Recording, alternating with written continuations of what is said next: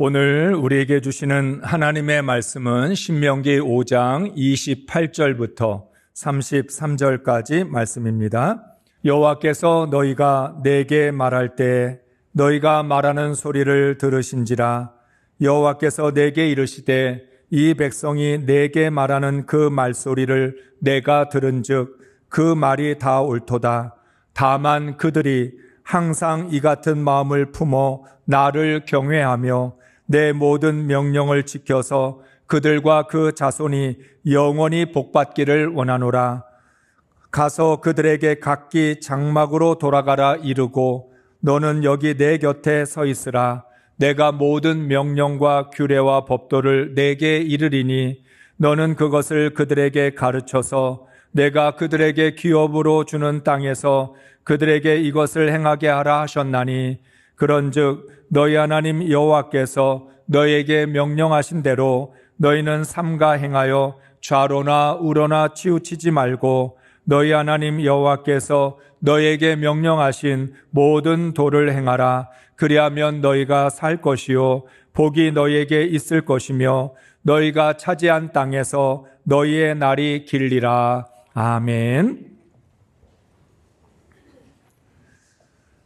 할렐루야. 계속되는 무더위 가운데에서 행복하셨습니까?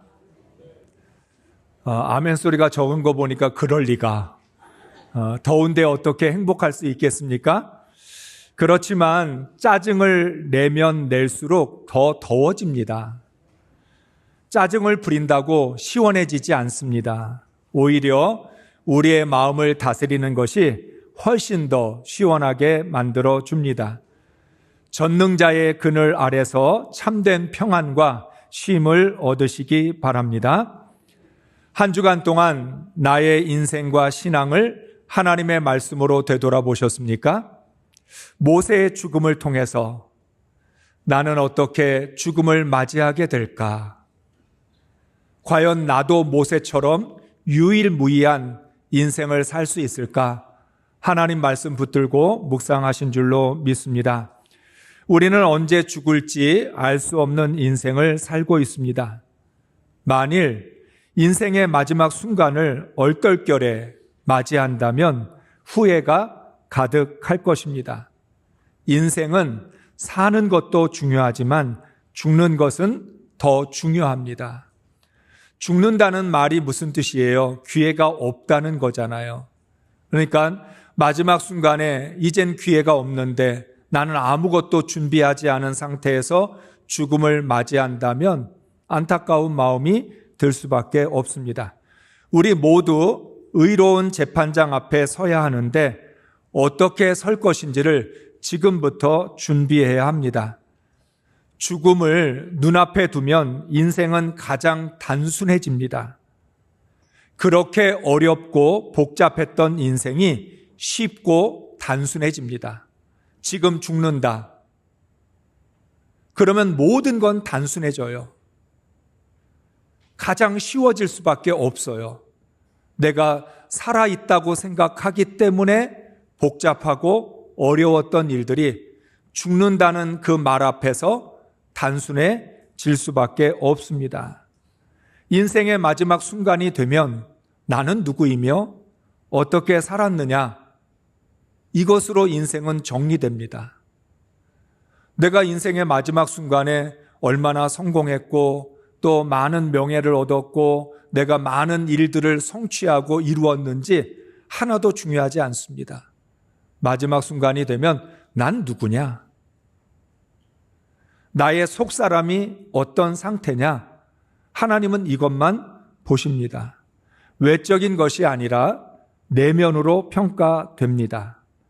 세상에서 소유와 성공을 위해 사는 사람은 널려 있습니다. 그러나 하나님 나라와 의를 위하여 사는 사람은 없습니다.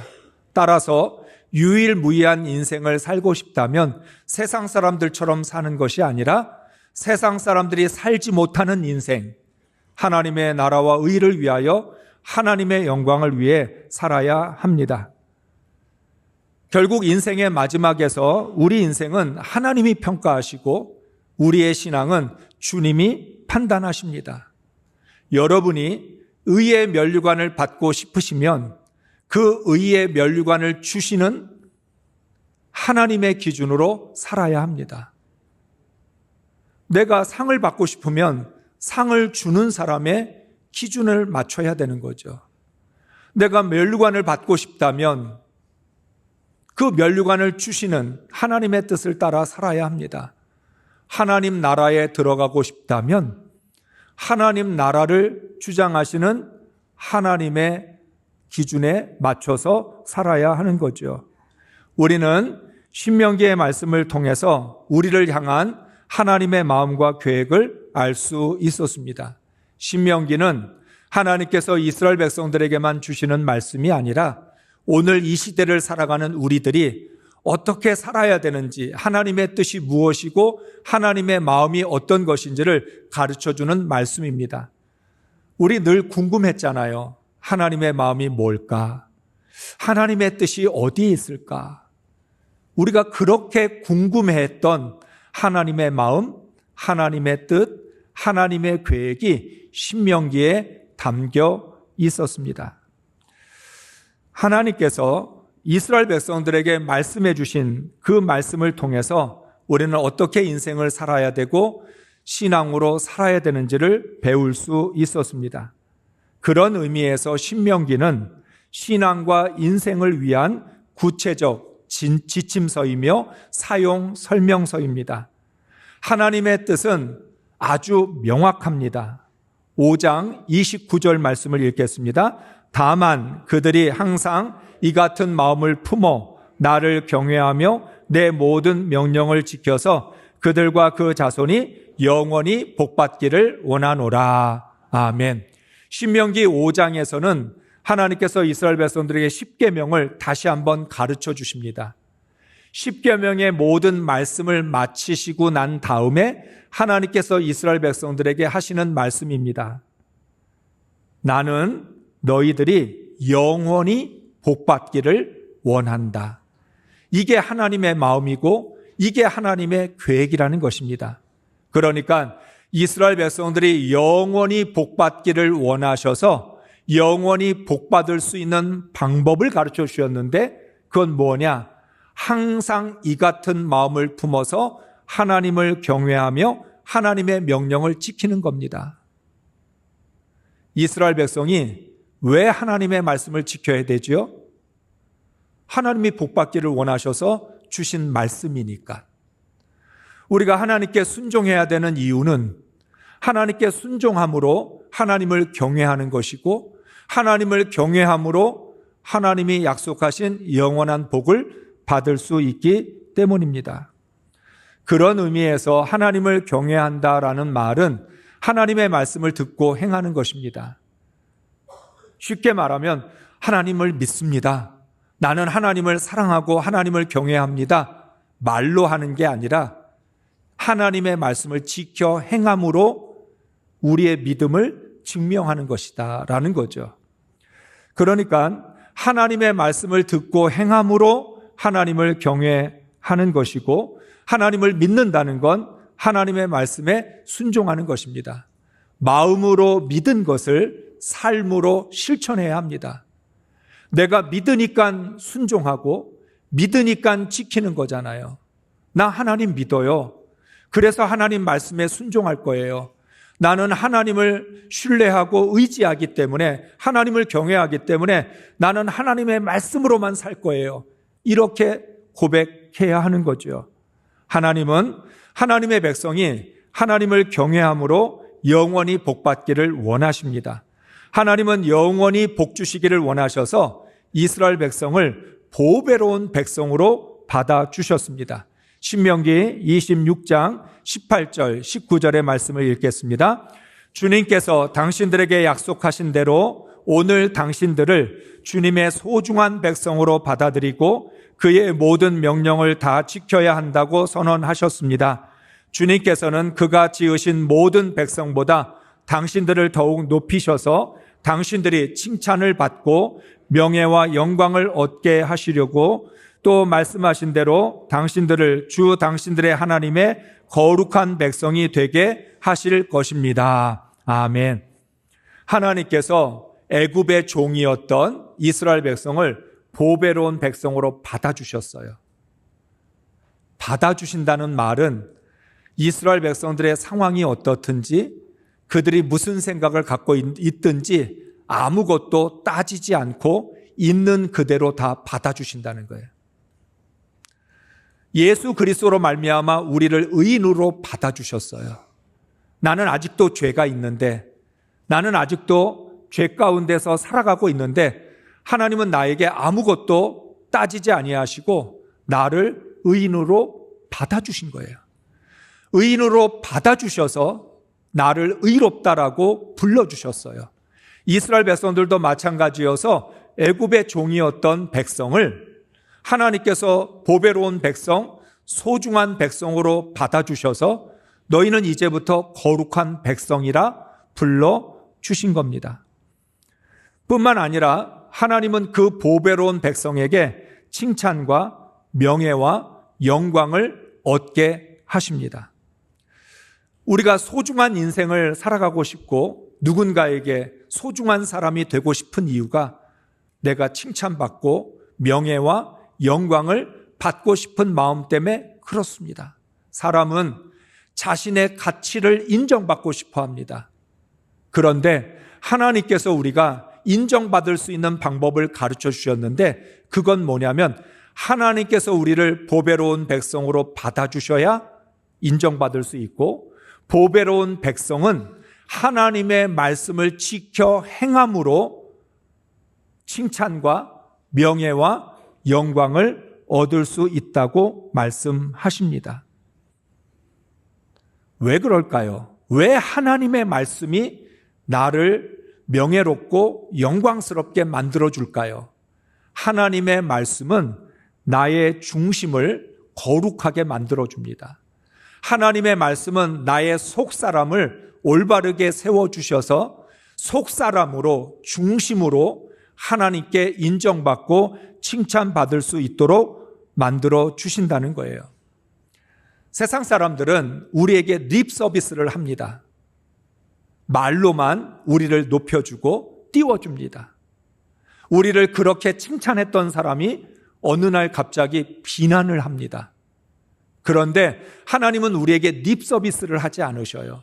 왜냐하면 하나님의 말씀으로 우리의 속사람을 거룩하게 하시고 우리의 중심을 바르게 세워주셔서 정말 칭찬을 받을 만한 존재로, 명예를 얻을 만한 존재로, 영광 받을 존재로 만들어주시고 그것을 얻게 하시기 때문에 하나님의 그 말씀은 립 서비스가 아니라는 거죠.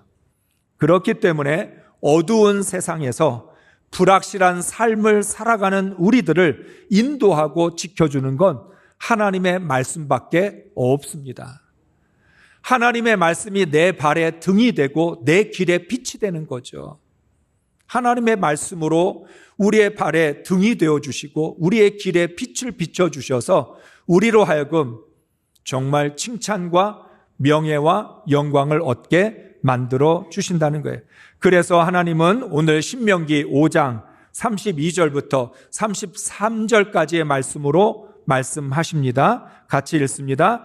그러므로 당신들은 주 당신들의 하나님이 당신들에게 명하신 모든 것을 성심껏 지켜야 하며 오른쪽으로나 왼쪽으로나 벗어나지 말아야 합니다. 당신들은 주 당신들의 하나님이 명하신 그 모든 길만을 따라가야 합니다. 그러면 당신들이 차지할 땅에서 풍성한 복을 얻고 오래오래 잘 살 것입니다. 아멘. 이스라엘 백성들이 이 땅을 살아가는데 칭찬과 명예와 영광을 얻을 수 있는 방법은 다른 건 없어요. 하나님 말씀을 성심껏 지키고 좌로나 우로나 치우치지 않으면 됩니다. 이스라엘 백성은 광야를 지나왔습니다. 광야에서 환경과 싸워야 했습니다. 그런데 가나안에 들어가면 사람과 싸워야 합니다. 광야에서는 사람을 만나기가 힘들어요. 광야에서는 그 광야라고 하는 환경과 싸워야 했습니다.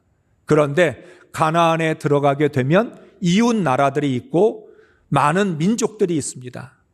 이제부터 싸움은 환경과의 싸움이 아니라 사람과의 싸움을 해야 합니다. 그렇기 때문에 이스라엘 백성들은 한 치 앞도 내다보지 못하는 가운데 두려움과 불안에 사로잡혔을 것입니다. 그래서 하나님이 말씀합니다. 두려워하지도 말고 불안해하지도 마라. 하나님의 명령을 지키면서 좌로나 우로나 치우치지만 않으면 너희는 가나안에서 풍성한 복을 받고 오래오래 잘 살 것이라 말씀합니다. 이스라엘 백성들이 우리가 가나안에서 어떻게 복을 받을 수 있을까? 우리가 가나안에서 어떻게 오래오래 잘 살 수 있을까? 아무리 걱정을 해도 답이 없어요. 하나님이 답을 가르쳐 주셔요. 너희들 가나안에 들어가서도 영원히 복을 받고 잘 살고 싶지? 그러면 하나님의 명령을 지키고 좌로나 우로나 치우치지 말라고 말씀을 합니다. 하나님은 이스라엘 백성들에게 문제와 답을 모두 가르쳐 주십니다. 너희들이 가나안에 들어가게 되면 무슨 문제가 일어날 건지, 그 문제를 해결할 수 있는 답은 무엇인지 하나님이 다 가르쳐 주셨습니다. 이제 이스라엘 백성은 광야에서 교훈을 얻어야 합니다. 광야 40년의 삶을 통해서 배워야 합니다. 광야와 가나안은 분명히 다를 것입니다. 환경의 차이만 있는 게 아니라 신앙의 차이도 생기게 됩니다. 이스라엘 백성은 더 이상 광야의 신앙에 머물러 있을 수 없습니다. 이스라엘 백성들이 광야의 신앙과 삶에서 벗어나지 않는다면 가나안에 들어갈 필요가 없습니다. 이스라엘 백성들이 광야에서의 그 인생, 광야에서의 신앙, 거기에서 아무런 변화도 없다면 가나안에 들어간다고 해서 달라지는 게 뭐가 있겠습니까? 우리는 그런 생각 많이 하죠. 지금 돈만 있으면 인생이 달라질 것 같아. 지금 내가 성공하면, 내가 원하는 대로 되면 내 인생은 달라질 것 같아. 그런데 내 자신이 이미 변화되지 않으면 돈이 있다 해도, 성공을 한다 해도 달라지는 건 없습니다. 이스라엘 백성이 애굽의 종이 아니라 거룩한 백성이 되려면 분명한 변화가 있어야 합니다. 그렇다면 이스라엘 백성들에게 일어날 변화는 무엇일까요? 광야와 가나안이 어떻게 달라야 합니까? 이스라엘 백성들이 변화됐다는 게 어떻게 알 수 있을까요? 두 단어로 알 수 있습니다. 당연과 특별입니다. 쉽게 말하면 당연이라는 건 마땅한 겁니다. 특별하다는 건 보통 이상의 다른 것인데 아주 이상한 것이라고 말할 수도 있어요. 먼저 광야입니다. 이스라엘 백성이 광야에서 당연했던 것들이 있었죠. 광야 40년 동안 살아오면서 당연한 것들이 있었어요. 그에 비하면 특별한 것들이 있었어요. 이게 바뀌어야 된다는 거예요. 광야에서 당연했던 것들이 가나안에 들어가면 특별한 것이 되어야 되고, 광야에서 특별했던 것들이 가나안에 들어가면 당연해야 합니다. 여러분, 이스라엘 백성들에게 광야에서 기적은 당연했습니다. 이스라엘 백성은 날마다 기적을 체험했습니다. 하나님은 애굽의 종이었던 이스라엘 백성을 불쌍히 여기셔서 기적을 베풀어 주셨습니다. 애굽에서 종으로 주어진 어떤 안정된 조건에서 살았던 이스라엘 백성들이 광야라고 하는 불확실한 상황 속에서 매일같이 두려워하고 불안해하니까 하나님이 이스라엘 백성을 긍휼히 여기셔서 믿음도 없는데 하나님이 기적을 내려주셨어요. 이스라엘 백성들은 자신이 기도해서 기적이 일어난 게 아니에요. 광야에서 이스라엘 백성들이 하나님을 온전히 믿었기 때문에 기적을 경험할 수 있었던 것도 아니에요. 하나님의 긍휼 때문에, 하나님의 자비하심 때문에 날마다 기적을 베풀어 주셨어요. 기적이 일상이 되었습니다. 그런데 아이러니하게 일상이 된 기적을 체험하면서 이스라엘 백성은 믿음을 갖지 못했습니다. 기적은 당연한 것이 되었고 믿음은 특별한 것이 되었습니다. 광야 40년 동안 이스라엘 백성들에게서 믿음을 찾아볼 수 없어요. 그런데 매일같이 기적이 일어나요. 매일 만나와 메추라기를 먹으면서도 하나님을 의지하지 못했습니다. 구름 기둥과 불 기둥으로 인도함을 받으면서도 하나님을 신뢰하지 못했습니다. 성막을 중심으로 살았지만 하나님을 제대로 경외하지 못했습니다. 기적은 너무나도 당연한데 믿음은 찾아볼 수 없었습니다. 이게 바로 광야에서 이스라엘 백성들의 신앙이고 삶이었어요. 하나님은 이스라엘 백성을 불쌍히 여기셔서 매일같이 기적을 주셨지만 이스라엘 백성들은 그 기적을 보면서도 하나님을 믿지 않았고 신뢰하지 않았습니다. 믿음이 없었던 이스라엘 백성은 광야에서 불평을 달고 살았습니다. 마치 불평이 무슨 권리라도 되는 것처럼 입만 열면 불평을 했습니다. 이스라엘 백성들은 이렇게 말합니다. 하나님이 우리를 애굽에서 인도해 냈으니까 책임져야 되지 않느냐. 하나님이 우리를 여기까지 인도해 놓고 우리를 고생시키는 건 하나님의 책임 아니냐, 잘못 아니냐, 그러면서 계속해서 하나님을 향하여 불평했습니다. 마치 불효하는 자식이 부모가 나를 낳았으니까 책임져야 되는 거 아니냐, 왜 나를 고생시키냐, 왜 나를 힘들게 하느냐, 불평이 특권이라도 되는 것처럼 계속해서 부모를 향하여 원망하고 불평합니다. 바로 이스라엘 백성은 불평이 자신들의 특권인 것처럼 기회가 있을 때마다 하나님을 향하여 불평했고 모세를 향해 원망하며 죽일 것처럼 덤벼들었습니다. 감사는 너무나 특별해서 찾아볼 수 없었습니다. 이스라엘 백성들에게 광야에서 불평은 마땅한 것이었고 감사는 이상한 것이었어요. 이스라엘 백성들의 입장에서 지금 우리가 이런 상황에서 감사하면 그건 이상한 거야, 미친 거야, 불평하는 게 당연하지. 이 광야에서 계속해서 불편한 일들밖에 없으니까 우리는 불평할 수밖에 없는 거라고 말을 한 거죠. 아무리 놀라운 기적을 봐도 감사하지 않았습니다.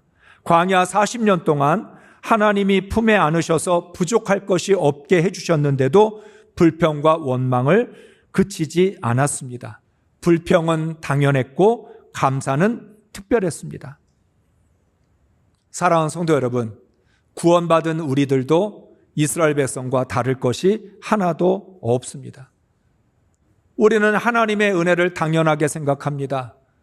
하나님께서 내 기도 들어주시는 게 마땅하다고 생각합니다. 그런데 감사는 하려고 하지 않습니다.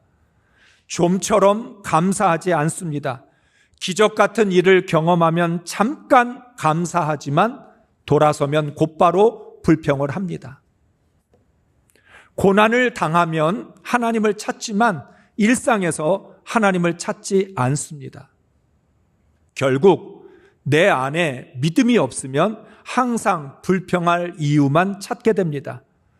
불평하려고 하는 사람에게는 언제나 불평거리가 있습니다. 그러나 믿음으로 사는 사람에게는 감사거리만 있습니다. 구원받은 하나님의 자녀인 내게 무엇이 당연하고 무엇이 특별합니까?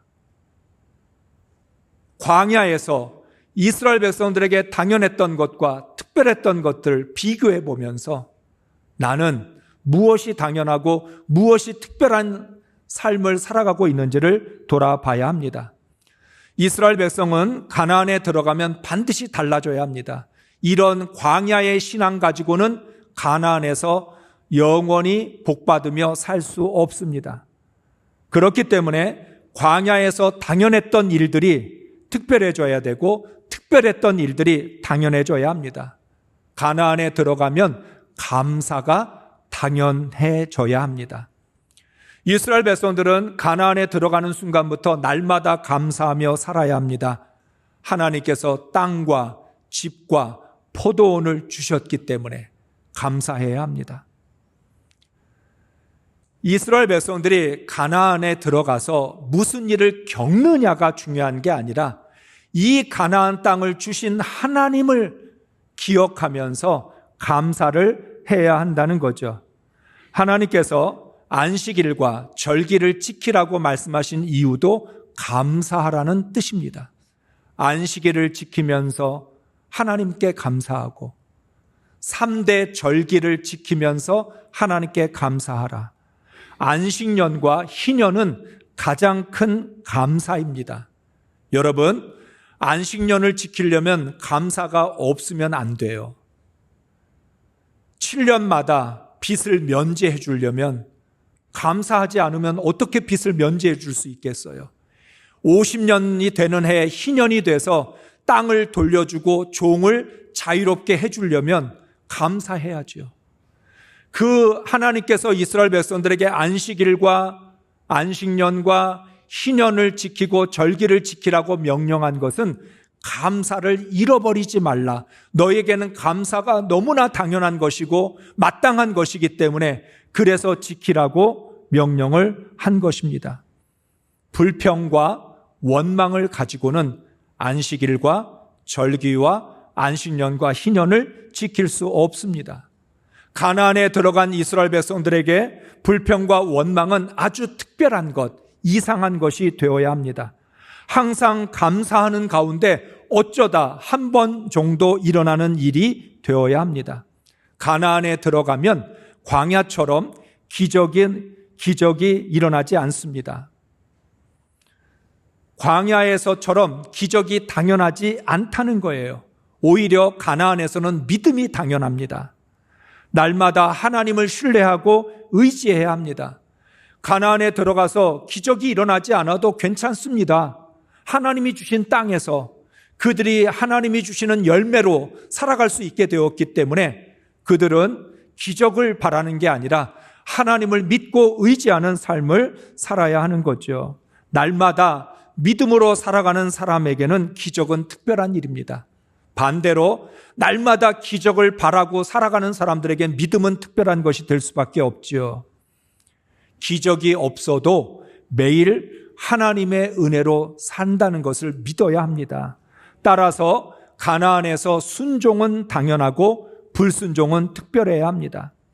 가나안에 들어가기 전에 이스라엘 백성들은 신명기의 말씀을 통해서 모세에게 하나님의 말씀을 다 배웠습니다. 그러면 가나안에 들어가고 나서는 이스라엘 백성은 당연히 순종해야 합니다. 순종을 고민할 필요가 없어요. 하나님의 말씀대로 해야 되나 말아야 되나 망설일 필요가 없어요. 하나님의 명령을 지켜야 돼, 안 지켜야 돼, 기도해보고 결정할게, 이게 아니에요. 가나안에 들어가면 하나님이 주신 말씀에 순종하는 건 마땅한 일이고 당연한 일이에요. 즉시 순종하고 즉각적으로 지켜야 하는 거죠. 그러나 불순종에는 고민이 필요해요. 내가 하나님께 순종해야 되는데 이 불순종하려면 하면 어떻게 되지? 불순종을 망설이고 그리고 신중해져야 한다는 거예요. 가나안 땅과 이스라엘이라는 나라는 순종으로 지켜집니다. 그래서 순종이 당연할 수밖에 없습니다. 만약 가나안에 들어가서도 순종하지 않는다면 광야에 있는 게 더 나을 수도 있어요.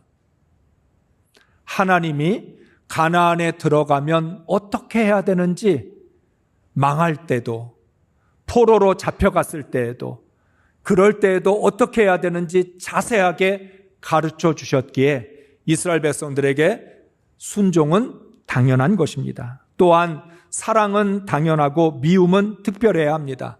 하나님의 긍휼로 가나안에 들어갔습니다. 그렇다면 이스라엘 백성은 당연히 사랑해야 합니다.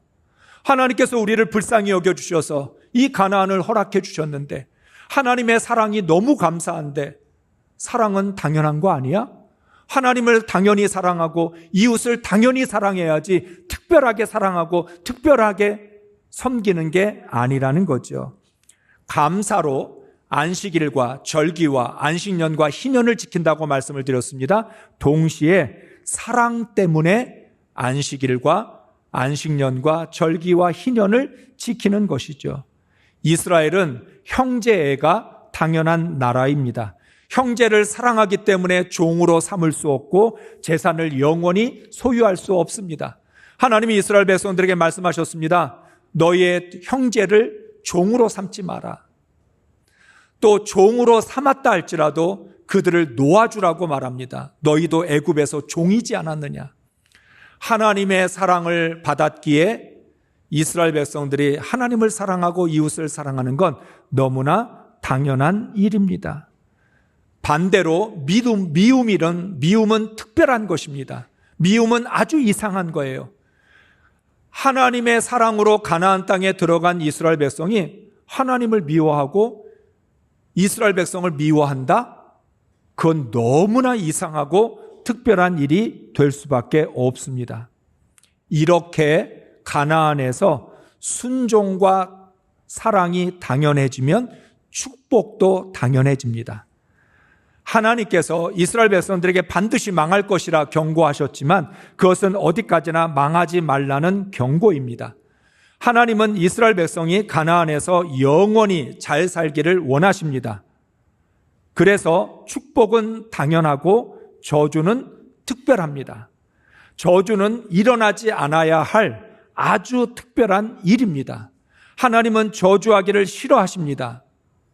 그래서 하나님은 이스라엘 백성들에게 순종하라고 하셨고 사랑하라고 하셨습니다. 감사하고 하나님을 믿고 의지하라고 하셨습니다. 그러면 축복은 당연한 일이 돼요. 여러분, 우리가 기도 응답을 받았다고 자랑하고 축복을 받았다고 자랑합니다. 당연한 일을 가지고 왜 자랑하지요? 은혜를 받는 건 당연한 일이에요. 하나님의 사랑과 긍휼을 받는 건 당연한 일이에요. 그건 특별한 일이 아니에요. 오히려 우리가 하나님께 저주를 받고 벌을 받으면 그거는 정말 특별하고 이상한 일일 수밖에 없다는 거예요. 하나님을 믿는다는 것은 이렇게 당연과 특별히 달라지는 겁니다. 하나님을 믿지 않았을 때 당연했던 것들이 하나님을 믿고 나면 특별해야 합니다. 하나님을 믿지 않았을 때 특별했던 것들이 믿고 나면 당연해야 합니다. 죄인이었을 때 죄를 짓는 것, 교만은 너무나 당연했습니다. 미워하고 싸우고 험담하고 불평하는 것 당연했습니다. 성질을 부리고 혈기를 부리면서 시기와 질투를 하는 것 일상이었습니다. 죄인이었을 땐 그렇게 하는 게 하나도 이상하지 않았어요. 죄인이었기 때문에 우리는 성질을 부렸던 거고 시기했던 거고 싸웠던 거고 미워했던 거고 비방하고 험담했던 거고 교만했던 거예요. 그러나 의인이 되면 이 모든 것들이 아주 이상한 특별한 것이 됩니다. 의와 겸손과 사랑과 온유가 당연해졌기 때문입니다.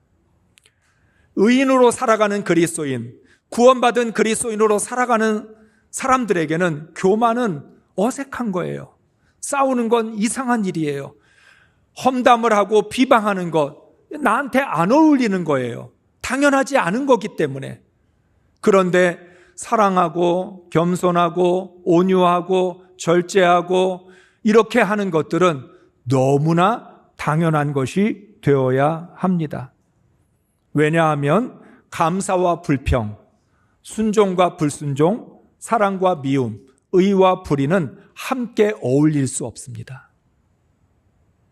이건 서로 짝이 될 수 없어요. 순종하면 불순종하지 않습니다. 사랑하면 미워하지 않습니다. 겸손하면 교만하지 않습니다. 반대로 교만하면 겸손하지 않고 미워하면 사랑하지 않고 불순종하면 순종할 수 없다는 거예요. 사랑하는 성도 여러분, 구원받은 그리스도인으로 살아가면서 죄인이었을 때의 일들이 아직도 당연하게 남아있다면 신앙생활을 잘못하고 있는 것입니다. 지금 나의 신앙을 진단하기에 가장 좋은 방법은 무엇이 당연하고 무엇이 특별한지를 살펴보는 것입니다. 지금 나에게 어떤 것이 당연합니까? 어떤 것이 특별합니까? 순종과 사랑과 감사와 믿음이 당연하면 축복도 당연합니다. 그러나 불순종과 미움과 불평과 기적이 당연하다면 저주가 당연한 것입니다. 우리 모두 보배로운 하나님의 자녀로서 마땅히 해야 할 당연한 것들에 순종할 수 있기를 원합니다. 구원받은 거룩한 그리스도인들에게 어울리지 않는 것들은 특별한 것이기에 반드시 끊어버려야 합니다. 거룩한 성도들에게 어울리지 않는 그런 말과 행동도 버려야 합니다. 그리스도인으로서 당연한 것과 특별한 것이 어떤 것인지를 정확하게 분별하면서 살아야 합니다. 하나님의 뜻대로 하나님의 복을 누리고 나누며 살아가는 것이 당연한 하나님의 자녀들이 될 수 있기를 주의 이름으로 축복합니다.